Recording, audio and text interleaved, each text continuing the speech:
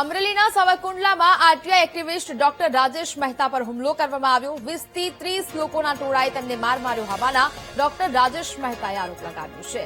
Friend સોસાયટીના કૌભાંડો ઉજાગર કરતા હુમલો થયો હોવાનો આક્ષેપ કરાયો છે।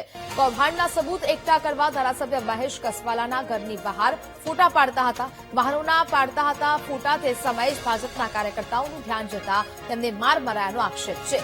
મહિલાઓના ફોટા પાડતા હોવાનો આરોપ સાથે એક્ટિવિસ્ટને માર મરાયો હોવાના આરોપ લગાવાયા। સીસીટીવી અને મેડિકલ રિપોર્ટને આધારે પોલીસમાં અરજી આપ્યા પછી પણ ફરિયાદ ન નોંધાઈ।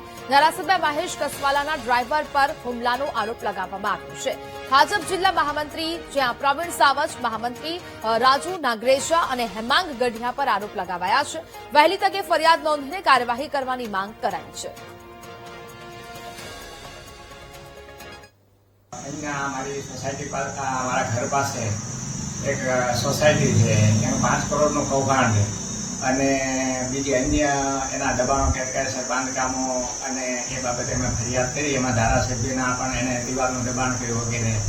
તો આવી બધી અરજીઓ અને મેં કરી એટલા માટે સારું નહીં લાગતા અહીંયા ધારાસભ્યના ઘર પાસે આ નગરપાલિકાની હમણાં ચૂંટણીઓ થઈ એટલે તે નિમિત્તે અહીંયા કંઈક ભોજન સમારંભ રાખ્યો હોય છે એટલે બધા અહીંયા ભેગા થયા હતા ભાજપના બધા જુદા જુદા એના બધા લોકો।